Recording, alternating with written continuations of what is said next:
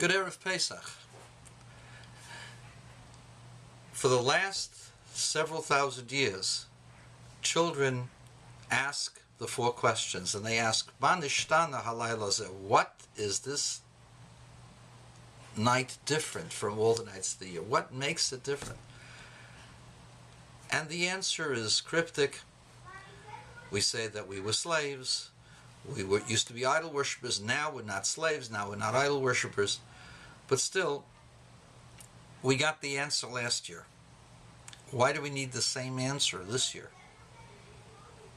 Is this really what the child's a smart child. You know, I've been asking this question to my father and my Father in heaven now for over 60 years. Maybe 64 years. And I'm getting tired of the same question and getting the same answer. There's got to be something more to this. So let's go into the idea of the matzah. What exactly does the matzah teach us? We say that the matzah did not have time to rise, or did not rise, before God appeared to them and redeemed them. And the simple meaning would appear to be that had it not been for God intervening, we would have baked bread. And it doesn't make any sense, because the first Passover, we weren't supposed to have any bread, and at least the first day we weren't supposed to have any bread. So how is it that they were baking bread? There are a couple of answers that are popular. One answer is that when you have a one-day holiday, because the first Passover was supposed to only be a one-day holiday. When you have a one-day holiday, then we're not afraid that you may do something on that day that would violate the holiday. So we're not afraid that you're going to bake bread, you're going to go ahead and eat it. So there's no prohibition against baking bread the first Passover, because it was only a one-day holiday.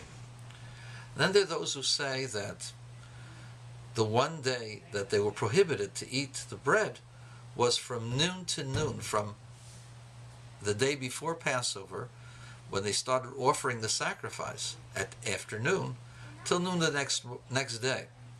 And so when they started baking, it was afternoon, and then the Egyptians said, "Hey, get out of here!" And they couldn't bake any bread, but the day was over. I'm going to tell you what the Alter Rebbe, the Baal HaTanya, says. He says the following: the most important element of the night of Passover was Gilui Shechina, the revelation of God. And he describes that revelation as an all-pervading revelation, which is beyond intellect. Man saw how God is beyond any question, beyond any understanding. God doesn't begin, God doesn't take up any space, God has no order, God has no rules that he has to follow. There is no intellectual rules, there are no spiritual rules, there are no scientific rules that God has to follow. God creates all rules and is above all rules. And God is infinitely great and infinitely small. God exists everywhere and yet is nowhere. And so this awareness as to what God is beyond understanding, beyond our intellect. And that's what we got on the night of Passover. We got this insight into the awareness of God. And what happened then? So the rabbis tell us what happened was we lost our Yetzer Hara. We lost our evil inclination.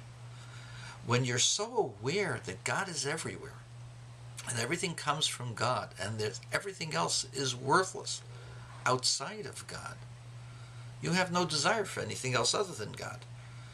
So you can see the most beautiful woman in the world, the most beautiful car, the sleekest Lamborghini or Bugatti or whatever it is, the Bugatti, and they don't mean anything because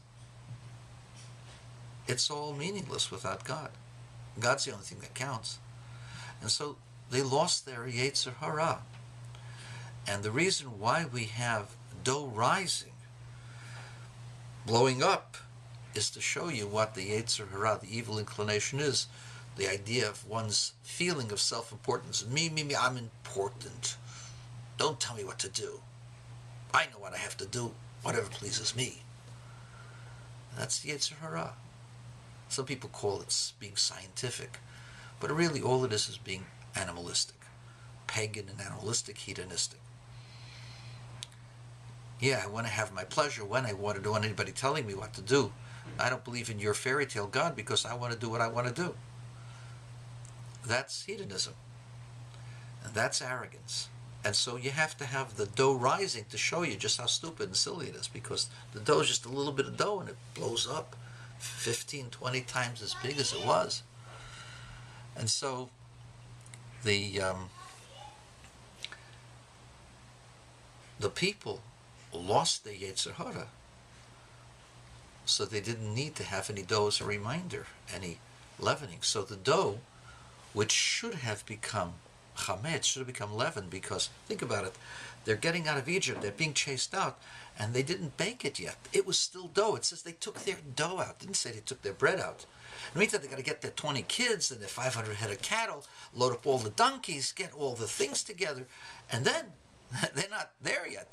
They got to go to a central place, and from the central place they got to march with another 2 million people till they get to their place. And then you first have to make a fire.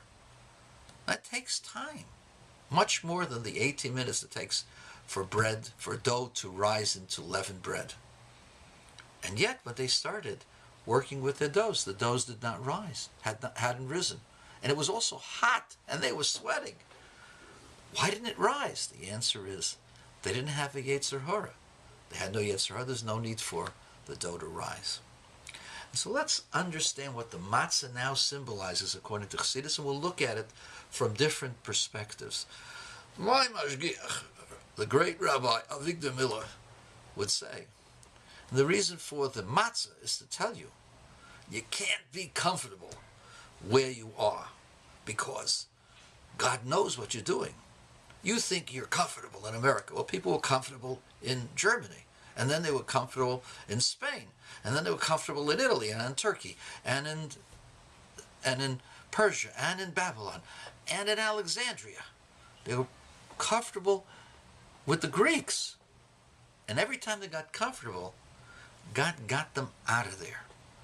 And the whole idea of the matzah is to tell you that you can't be comfortable with your environment, with doing things as the Gentile world wants.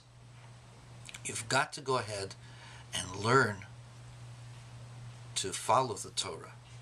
And that's what my mashgiach used to say. Another approach is Rambam's approach. Rambam would say, don't despair. You've been in exile for so many hundreds of years.